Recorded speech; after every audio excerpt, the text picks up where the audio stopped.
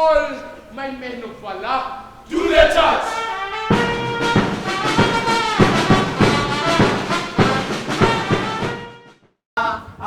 Hakuna shule kama yetu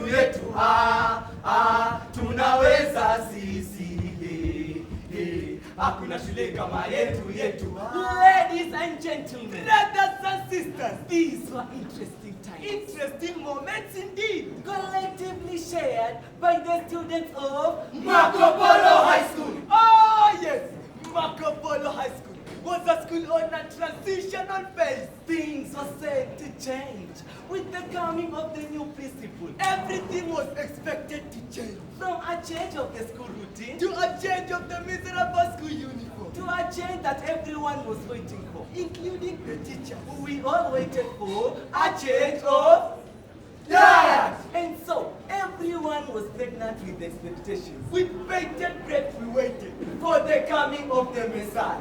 And finally, while we sat in our respective classes, A classy dark green Mercedes, one that was shimmering its upwards in the mid-morning sun, slid its way like a Komodo dragon right into the school compound and stopped at the assembly square. the driver's door slowly opened, and out of the swanky machine protruded long legs in a neatly ironed counter suit, Polished shoes. and a flickering bulge head that spoke of nothing but seriousness. Oh yes, by this time, we were all happy and excited that finally, the conventional terrible diet of half-cooked beans with hot salty water would finally be stopped and discarded into the pit of oblivion.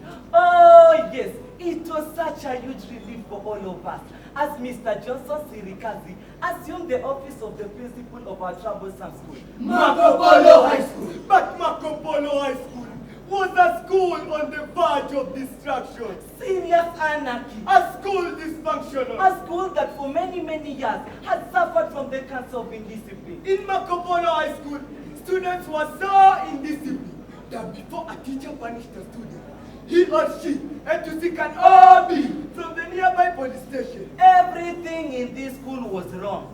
Zigzag, the students, Wrong. the teachers, Wrong. the entire non-teaching staff, Wrong. even the toilet. Wrong name. There, this was a perfect opportunity for Mr. Sirikazi to transform the institution to a favorable environment for life. And so, the able task of transformation, without hesitation, began. Mr. Sirikazi started with uplifting the face of the school. all the classrooms were painted, neat, colorful paint for each and every building in the compound. The beautification of the school compound, gardens and lawns, CCTV cameras, security lights, not forgetting an electric fence. Without wasting time, Mr. Sirikazi, the new principal, went straight to the jugular of indiscipline. But without the help of the teachers, Mr. Sirikazi found it extremely difficult to succeed. So meetings and meetings were held. The teachers who looked tired and demotivated sprang back to life. And together with Mr. Sirikazi, the task to eliminate the beast of indiscipline in Marco Polo High School began. But the students of Marco Polo High School were certified crooks. The more Mr. Sirikazi pushed them, the harder they resisted. At the center of this strange hooliganism was a student by the name Papata! Papata was tall, huge, kept a fat beard with a bulge head. It was rumored that Papata was the oldest Form 2 to have studied in Marco Polo High School. He was 25 years old, in Form 2, and lived with his grandmother in a far village. Papata and his squad of crooks, and together they would terrorize the school at will. So, when Mr. Sirikazi began a crackdown on indisciplined students, Papata and his company were among the targeted. One day, Mr. Sirikazi called Papata and his crooks to the office. Opened all their files, read all the offenses that were committed previously, currently, and those that they plan to do in future. He looked at them straight into their eyes and sounded a stern warning. But Papata was brave. He did not even twitch. As a matter of fact, he fought to rebel. That night, Papata and his group met in their dark corners of the school to discuss a way of punishing Mr. Sirikazi for threatening them. A brilliant idea surfaced. They all rushed to class for breaks, and they waited to execute them. Then later at night, As soon as the light went out in all dormitories, Papata and his group crept into the principal's compound. in the dead of the night, they walked quietly to Mr. Sirikazi's junk house.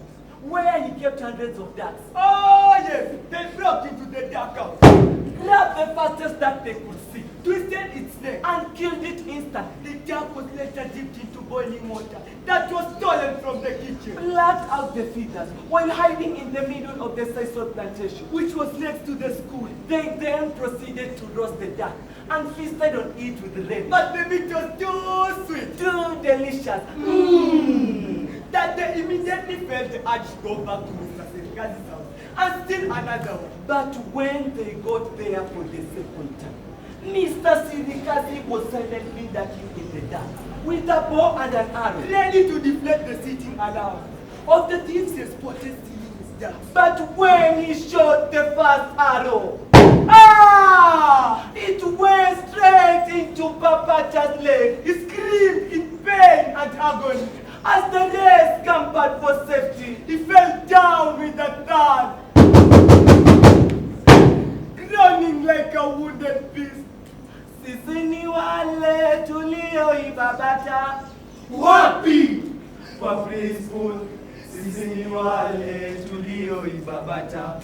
Wapi? Kwa preschool, sisi ni wale tulioshikwa kule. Wapi?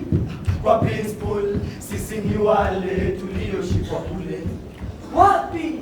Kwa preschool. The morning after, it dawned to everyone that Papata was actually a mistaken identity. But the consequences of his indiscipline were He justified. exposed every crook that was involved. They were all served with suspension letters as Papata proceeded to the hospital with the heavy burden of regret. But that was not the end of Mr. Serikazi's quest to cleanse our school. He instilled the culture of discipline, hard work, and commitment in our hearts and minds, The suspended students came back, including Papata, and were immediately taken through guidance and counseling in a bid to make them become responsible citizens in the country. Hakuna shule kama yetu yetu, hakuna shule kama yetu yetu, tunaweza sisi, hakuna shule kama yetu yetu,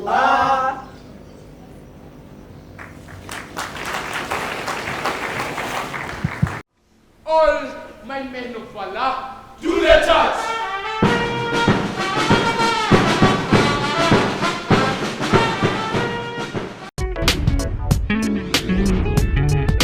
National Educator.